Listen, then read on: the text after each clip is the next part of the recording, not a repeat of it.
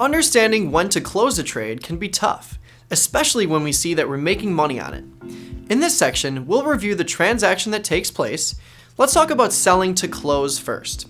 If we're selling a trade to close, we must have bought it to open in the first place.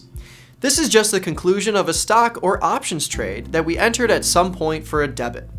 Because we're selling to close, we're collecting a credit, and if the sales price is higher than what we purchased the trade for initially, we'd see a profit. The most important thing to remember here is that when we're closing an option contract, we have to sell the exact same strike and expiration to close the trade. If I buy a 50 strike put in the December cycle and sell a 50 strike put in the January cycle later, that does not close my 50 strike put in December. That contract would still be open because the expirations are different, and I'd be long a put in December and short a put in January. Now let's review buying to close, which is just the closing transaction for something we sold to open. When we buy to close, we pay a debit. Just like selling to close, when we buy to close, we must have sold something in the first place. If the debit we pay to close the trade is less than what we collected initially, we would realize a profit. Just like buying to close, we need to ensure we're buying back the same strike and expiration contract that we sold. If we don't, the broker will recognize this as two separate transactions and not the closing order for the previous transaction. At Tasty Live, we tend to close trades in a few different scenarios. If our directional assumption on the underlying has changed, if we decide we want to cut our losses, or if we've reached our profit target percentage. The latter is very important to us, and it really boils down to managing risk and reward.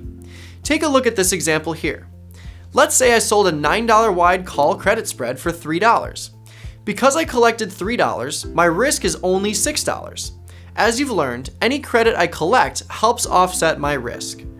If my profit potential is $3 and my risk is $6, my risk to reward ratio is 2 to 1. Now let's say the stock price drops and some time passes and I see $1 in profit on the trade. If I reevaluate my risk-reward ratio, I can see that it has actually increased to 3.5 to 1. I can now only make $2 more, and I would risk the $1 in profit I see, plus the initial $6. Let's say some more time passes and the stock price keeps dropping. My call spread is losing a ton of value, and now I see $2 in profit. If I can only make $1 more, my risk-reward ratio spikes to 8 to 1. I stand to lose $2 in profit I see, plus the initial $6. It's important to remember that profit we see is not realized until we actually close the trade. With credit strategies that have a defined profit potential, our risk-reward ratio skews against us the more profit we see. For debit trades, this still holds true. The strategies we buy increase in value, which means we now have a more valuable trade that can still expire worthless. This is why we tend to manage or close winning trades at around 50% of our max profit rather than chase the 100% mark. This allows us to realize the win, redeploy a different trade elsewhere if we want to, and take the risk of having the trade move against us off the table. Let's dive into the Tasty Trade platform and see how this works in real time. Here we are in the Tasty Trade platform, where we can easily place, adjust, and close trades. You can see my watch list along the left side, where I can see what's going on with the stocks I'm interested in. Along the top, you can see that I've typed in Netflix, and the stock details are listed to the right. It has an IV rank of 54, meaning the current IV percentage is right in the middle of the range for the past year, just like you learned earlier in the course. The stock price is currently around $348, and it's down $16.50 today. 17 million shares have traded today, so you know it's a very popular and liquid stock. Let's take a look at the Positions tab, where I can see all of my positions. A couple of days ago, I sold an Iron Condor in Netflix for earnings. The stock had around a $30 expected move for their quarterly earnings per share announcement, which I thought was very high. I decided to sell an Iron Condor to stay neutral and ultimately bet against Netflix having a huge move after earnings. My assumption was that the stock would not move $30 in either direction, and that it would stay within the range I defined with my short strikes at $295 to the downside and $385 to the upside. A 90-point range, which is pretty big for a $300 stock. I defined my risk here and created a $10 wide iron condor because Netflix is expensive and I wasn't comfortable with the risk of something like a strangle, which is the undefined risk alternative to an iron condor. Remember, an iron condor is nothing more than an out-of-the-money short put spread combined with an out-of-the-money short call spread. I sold a 285-295 put vertical spread and sold a 385-395 call vertical spread at the same time. These spreads offset each other directionally, which is why I have almost a zero delta in this position. My theta is at a solid $6 per day, meaning all else equal, this spread would decay by $6 each day if we froze IV and the stock's price. My short Vega exposure is at -9, which translates to $9 in premium that would come out of this spread for every 1% contraction in IV. Remember, when selling premium, we want the spread to lose value quickly after we sell it. Before earnings, Netflix was trading at $3.39. As you can see, a $9 move is much less than the $30 expected move, which is why this spread has lost so much value. It's currently trading at around $100 less than what I sold it for, which is great for me as the seller.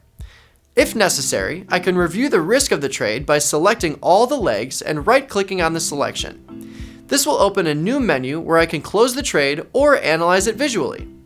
You can see that the stock price is right between my strikes, so I'm ready to close the trade. I can do so from the Analyze page by right-clicking on the strike flags or by going back to the Positions tab. Once I select Close Position, the Tastyworks platform will automatically load the closing order for my Iron Condor, which is just the opposite of what I hold. Once I'm on the trade page, I can see the order in the lower left corner, adjust the price as needed, and review the profit I will secure from closing the trade at this price. I decide to close the trade for $2.41. I sold the spread for $3.38, and if I can buy it back for $2.41, that would result in a 97-cent profit, or $97 in real dollar terms. Once I send the order to the market, I can see the working order status on my Positions tab clearly. Because Netflix is so liquid, I should get filled pretty quickly, which brings us back to the concept of a narrow bid-ask spread and the ease of getting in and out of positions. I'm filled after a few seconds, and I've officially secured a 97-cent profit. I can now go back to my Activity tab and review the trade if I'd like by filtering for Netflix trades over the last 14 days. And that's it! Let's review. If we're closing a trade, it's usually because our directional assumption has changed, we're cutting our losses, or we're booking a winner. If I'm selling to close, I must have owned that same exact option, spread, or stock in the first place. If I'm buying to close, I must have sold or shorted that same exact option, spread, or stock in the first place. When we see a profit on a trade, that also means our risk is higher. Until we close the trade, we stand to lose all the profit we see, plus our initial risk. To battle this, we tend to manage or close our winning trades at 50% profit to take the risk off the table and book the winning trade. In the next section, you'll learn about option assignment and how we can avoid it by rolling the trade. It's crucial that you fully understand opening and closing trade transactions before you get there though, so feel free to watch this video again if you need to, or read more in the written content below.